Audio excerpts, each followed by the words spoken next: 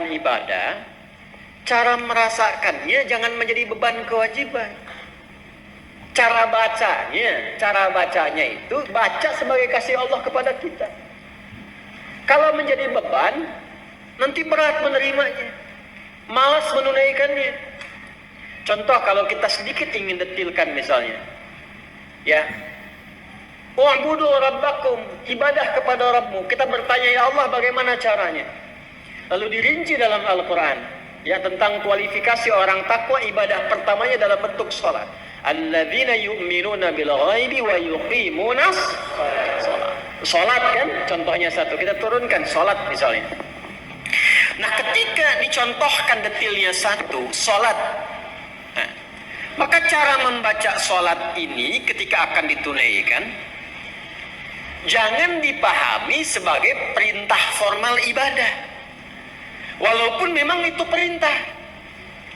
Ya, sholat hukumnya apa? Wajib sifatnya apa? Kewajiban kan, yang harus kita tunaikan. Bentuknya perintah kan? Wa aqimus shalah, tunaikan oleh kalian sholat. Perintah mengandung unsur wajib. Wajib berarti harus dikerjakan kan? Nah perintah itu turun dasarnya sebagai kasih Allah. Jadi kalau perintah itu cuma bentuknya saja, formalnya untuk diberikan kepada kita. Tapi di balik perintah itu yang harus kita rasakan dan tanamkan ke jiwa kita. Jadi ketika diperintahkan sholat, jangan lihat kewajibannya. Karena nggak dilihat pun tetap wajib. Paham? Yang dirasakan itu maknanya, apa hikmahnya di balik ini? Karena itu ketika Nabi diutus pun bukan hanya menerangkan ini kerjakan, ini tinggalkan, tapi hikmahnya apa? Karena itu Nabi mengajarkan tentang hikmah karena diperintahkan Quran. Ya. Quran surah kedua Al-Baqarah ayat 151. Gak apa-apa lompat sedikit, kita masih di ayat 21 ya.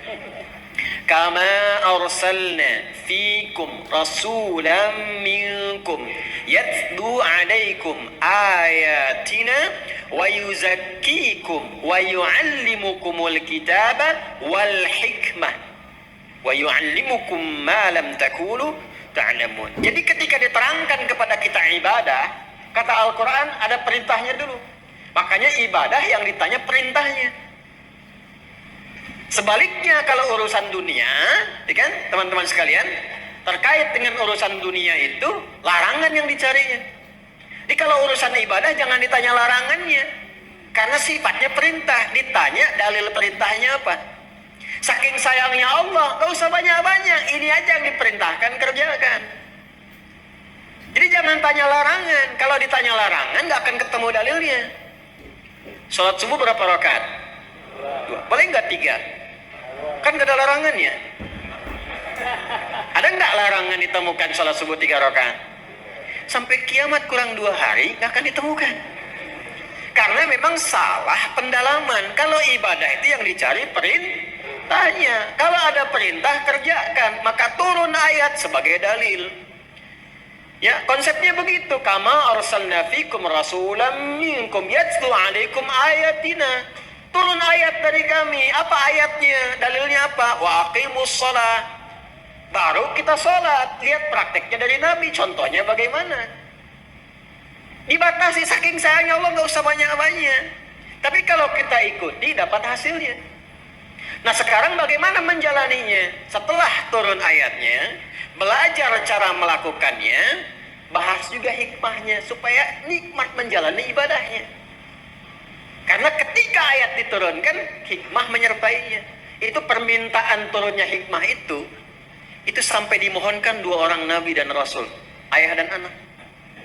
Nabi Ibrahim dan Nabi Ismail setelah tuntas alaihi wassalam meninggikan bangunan Ka'bah yang runtuh bagian atasnya di masa Nabi Nuh karena terkena banjir itu, tersisa pondasi. Masih ingat 2 tahun lalu saya terangkan, ya kan? Pondasi bahasa Arabnya kalau satu kaidah, kalau banyak jamak qawaid. Meninggikan bahasa Arabnya rafa'a yarfa'u, ya, yarfa'u. Ka'bah itu pertama kali ditetapkan oleh Allah sebagai kiblat manusia disebut bait. Inna awwala baitin wudi'a linnas, bait. Di Ali Imran ayat 96 itu. Di era Nabi Nuh alaihissalam terkena bagian banjir atasnya, tersisa pondasinya. Ka'bah ada berapa titiknya? 4 ya, kurang lebih gitu kan. Berarti setidaknya pondasinya ada berapa sudut? 4 bagian. Kalau 4 jama' atau tunggal? Jama'. Berarti harus bentuknya qawaid. Meninggikan tadi apa? Yarfa. Apa yang ditinggikan? Bait. Buka Al-Baqarah ayat 127. Paling kiri sebelah atas di mushaf. Wa idh yarfa'u Ibrahimul qawa'ida minal baiti wa Ismailu. Ada ayatnya? Wa idh yarfa'u Ibrahimul qawa'id, yarfa' qawa'id minal bait wa Ismailu. Dan ketika Ibrahim alaihissalam meninggikan bangunan Ka'bah itu, pondasi Ka'bah itu ditinggikan kembali, disertai oleh Ismail. Ada takdim wa ta'khir. Kenapa Ismailnya diakhirkan? Ini kalau katanya menyatu bersamaan, Allah bisa katakan begini, misal di luar Quran ya, wa idh yarfa'u Ibrahimu wa Ismailu. Tapi di sini Ismailnya di akhir. Wa idh yarfa'u Ibrahimul qawa'ida minal baiti wa Ismail. Kalau keduanya subjeknya disatukan, itu pekerjaannya sama bobotnya. Tapi kalau yang satu diawalkan, yang satu diakhirkan, maka yang diakhirkan itu bantu-bantu saja. Makanya tugas awalnya untuk Nabi Ibrahim. Nabi Ibrahim ketika melangkahkan kaki pertama untuk membangun sesuatu, langkah untuk menunjukkan kemuliaan membangun sesuatu, itu makam namanya. Makanya tapaknya makam Ibrahim itu kan ada ya kekinian itu lokasinya. Dan di situ pertama kali itu menapak untuk meninggikan kembali. Begitu kemudian mau membangun, meninggikan, anak datang. Nanti saya rinci saat Idul Adha. Datang merasakan beban ayah. Itu tidak mudah menemukan anak yang ketika ayahnya kerja merasakan itu ingin bantu. Itu nggak mudah. Bagaimana bisa begitu? Nanti pas khutbah Idul Adha saya terangkan. Singkatnya datang bawa batu. Batu bahasa Arab itu hajar. Ya, kalau disusun-susun jadi satu bagian disebut hijr. Kalau menjadi ruangan disebut hujrah. Maka datang bawa batu, disusun-susun itu. Nah, bagian itulah yang disebut dengan hijr Ismail sekarang. Asalnya begitu. Nah, secara singkatnya ketika sudah jadi bangunannya itu, berdoalah kepada Allah. Di antara doanya, itu yang ayat 129. 129-nya. Rabbana wab'ath fihim rasulam minnuhum yatlu alaihim ayatika wa yu'allimuhumul kitaba wal hikmah wa yuzakkihim innaka antal azizul hakim. Ya Allah, mohon ya Allah, nanti utus Rasul yang terakhir itu, Rasul yang paling terakhir. Karena Rasul ini yang paling mulia. Ya, nanti setiap Nabi dan Rasul, nanti ketika masuk ke ayatnya kita akan bacakan. Itu semua Nabi dan Rasul bisa bertugas setelah mengambil komitmen perjanjian dengan Allah akan membantu risalah Nabi Muhammad SAW. Di risalah Nabi Muhammad itu sudah diviralkan di zaman setiap Rasul sebelum kedatangan Nabi-Nya. Ya. Wa idh akhadallahu mitsaqan nabiyyina lama ataitukum min kitabin wa hikmati thumma ja'akum rasulun musaddiqun lima ma'akum latu'minunna bihi wa latansurunna qala aqrartum wa akhadhtum 'ala dhalikum isri qalu aqrarna qala fashhadu wa ana ma'akum asyahidin wa ana ma'akum minasyahidin. Jadi enggak mungkin ada rasul bertugas kecuali dalam tugas itu ada komitmen untuk membantu, menerangkan dan menguatkan risalah Nabi Muhammad SAW yang akan bertugas kemudian.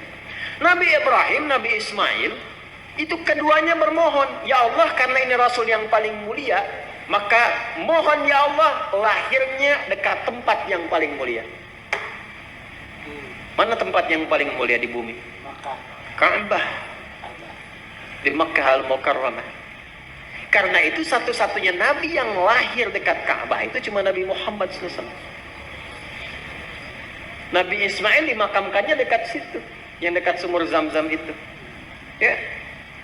Tapi yang lahir di situ hanya Nabi Muhammad SAW. Yang sekarang jadi tempat maktabah qadimah itu. Ya, perpustakaan itu, ya.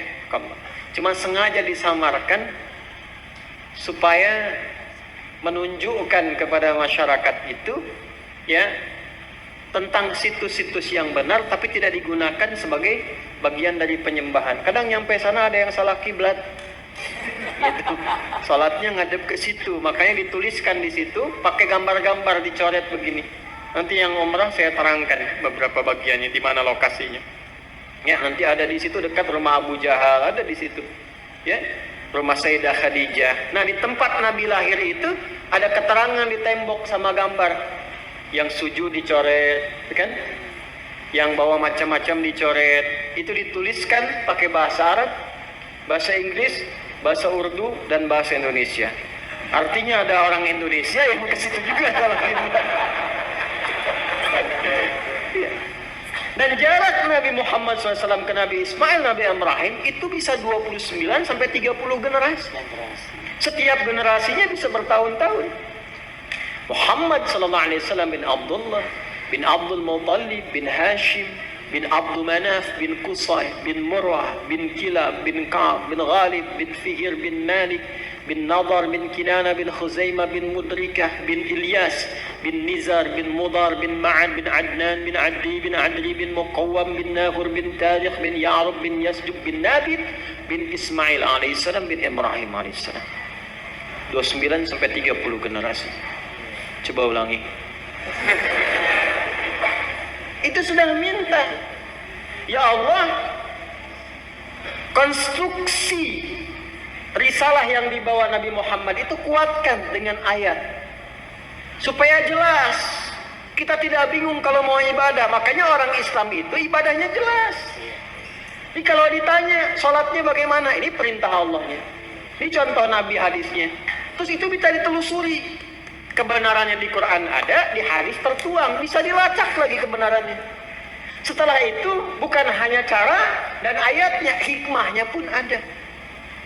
Karena itu yang pertama, membaca perintah pun pakai hikmah. Jadi ketika ada kalimat misalnya, maaf, wa aqimus shalah, tunaikan salat, lalu datang perintah itu diisyaratkan lewat suara azan. Allahu akbar, Allahu akbar. Begitu tiba suara azan itu, biasanya kalau iman sudah dikonfirmasi di hati, getaran muncul di jiwa.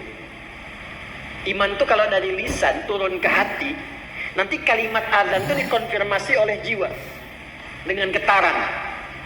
Maka kalau Anda dengar azan, tiba-tiba ada getaran di jiwa untuk merespon itu tandanya keimanannya bagus. Itu ada di Quran surah ke-8 Al-Anfal ayat kedua. Kita masih di Al-Baqarah ayat 21. Innamal mu'minuna alladzina idza dzukirallahu wajilat.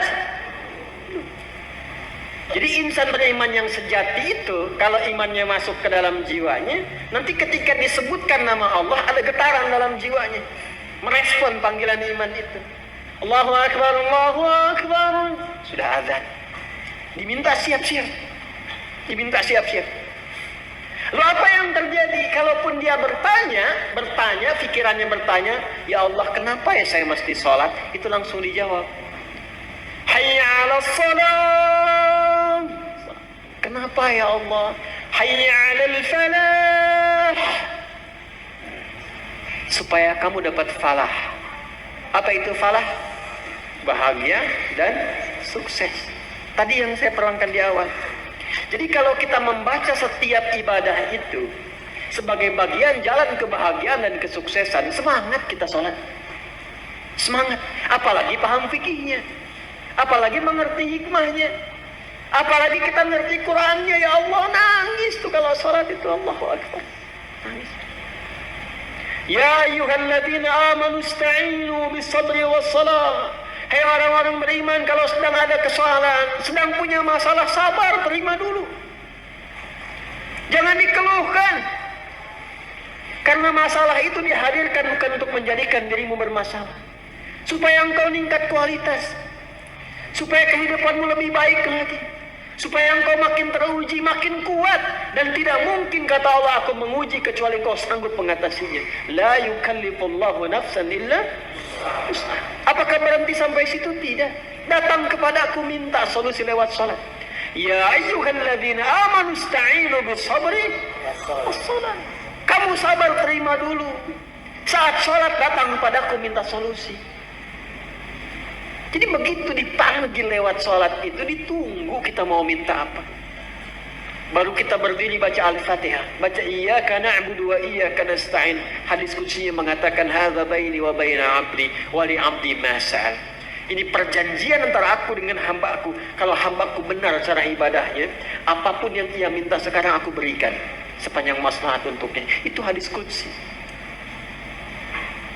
Ibadi khalaqtuka lil ibadati fala tal'ab wa qasamtu laka rizqaka fala tal'ab wa qasamtu laka rizqaka fala tat'ab. Hamba aku ciptakan kau itu untuk ibadah. Wa ma khalaqtul jinna wal insa illa, aku ciptakan kau untuk ibadah. Artinya kita dicipta ini memang supaya bahagia, karena ibadah itu pengantar kebahagiaan. Kita itu tercipta untuk senang, saking sayangnya Allah kepada kita. Kehidupan rumah tangga itu menyenangkan. Kerja itu membahagiakan. Ini kalau kita larut dalam kesedihan, berarti ada sesuatu yang tidak berjalan dalam kehidupan kita itu. Wa qasamtu laka rizqaka fala tat'ab. Kamu aku ciptakan untuk ibadah, jangan banyak mainnya kata Allah. Kalau kamu benar ibadahnya, jangan khawatir tentang rizki. Aku bagi dan aku percepat. Engkau gak usah lelah mendapatinya. Itulah ibadah. Kurang apa Allah di situ? Dan itu dibuka untuk semua hambanya gitu. Itu yang luar biasa. Dan itu berjalan di setiap kesempatan generasi. Dari generasi awal loh. Sampai ke kita, sampai kehidupan berakhir. Kurang sayang apa Allah kepada kita?